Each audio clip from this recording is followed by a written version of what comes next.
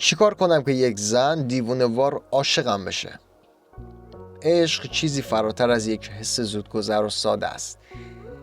یه ارتباط عمیق و پایدار که نیاز به توجه، احترام و مهارت‌های ارتباطی واقعی داره.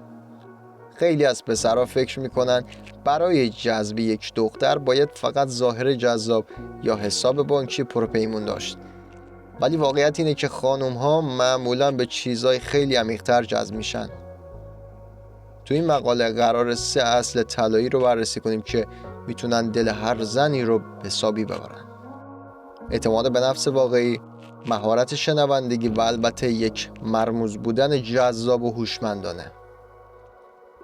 بریم سراغ مورد اول، اعتماد به نفس. اعتماد به نفس واقعی بساز، نه تظاهر به اون.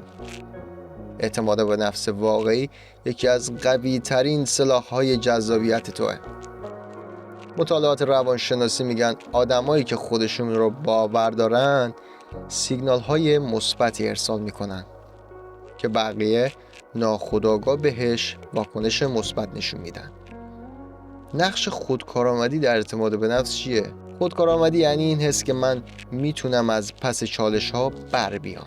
این باور نه تنها جذابیتت رو بیشتر میکنه، بلکه باعث میشه طرف مقابل احساس امنیت و آرامش کنه.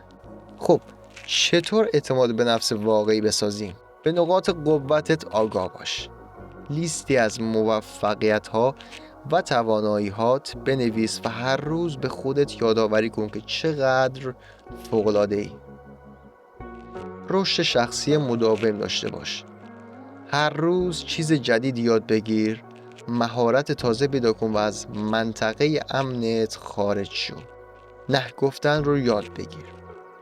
مردی که مرزهای مشخصی داره و از گفتن نه نمیترسه حسابی جذاب میشه. اثر روانی اعتماد به نفس. وقتی خودت رو دوست داشته باشی این حس به بقیه هم منتقل میشه. خانوم ها عاشق مردایی میشن که به خودشون افتخار میکنن و از درون احساس خوبی دارن. شنونده عالی باش. پایه‌گذار ارتباط عاطفی. شنونده عالی باش. اگه میخوای یک دختر عاشقت بشه باید کاری کنی که احساس کنه شنیده و درک شده. این یکی از اصول طلایی هر رابطه موفقیه. نقش همدلی در جذب چیه؟ همدلی یعنی این که بتونی احساسات طرف مقابل رو درک کنی و بدون قضاوت گوش بدی. وقتی یه دختر ببینه واقعا به حرفاش گوش میدی احساس میکنه اعتماد و نزدیکی عجیبی بهت پیدا میکنه. احساس اعتماد و نزدیکی عجیبی بهت پیدا میکنه. خب چطور شنونده خوبی باشیم؟ تماس چشمی برقرار کن. این کار نشون میده که واقعا به مکالمه اهمیت میدی. سوال باز بپرس. سوالاتی بپرس که نیاز به توضیح دارن، نه فقط جواب بله یا خیر. اینطوری مکالمه عمیق تر میشه. نکته بعدی، بازخورد بده. یا با جملاتی مثل میفهمم که این موضوع برات مهمه بهش نشون بده که واقعا حواست بهش هست. احساس خودت رو بیان کن. گفتن این که تو همه احساس داری باعث میشه که ارتباطتون صمیمی‌تر بشه. اثر روانی شنونده بودن. آدم‌ها عاشق میشن. عاشق کسایی میشن که باعث میشن احساس خاص بودن کنن. وقتی دختر حس کنه که شنیده و درک شده به صورت ناخودآگاه بهت نزدیکتر میشه. و اما در آخر مرموز و چالش برانگیز باش. کلید جذابیت ماندگار.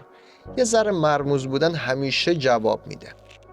جذابیت مرموز یعنی کاری کنی که طرف مقابل دائم بهت فکر کنه و بخواد بیشتر دربارت بدونه.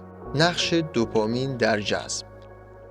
وقتی چیزی قابل پیش بینی نیست مغز دوپامین ترشح میکنه، هورمون لذت و انگیزه. این یعنی هر چقدر کمتر مقابل پیش بینی باشی بیشتر بهت فکر میکنه. پس همه چی رو لو نده. از همون اول همه جزئیات زندگیتو نگو، بذار طرف کنجکاو بمونه. متعادل رفتار کن. ناپدید شدن کامل یا بازی‌های سرد و گرم بیش از حد میتونه نتیجه عکس بده. فقط یه ذره خودتو دور نگه دار. سرگرمی‌ها و زندگی مستقل داشته باش. دختری که ببینه تو یه زندگی پر از ماجرا و سرگرمی داری، ناخودآگاه میخواد بخشی از اون باشه. از پیام‌های غیر منتظره استفاده کن.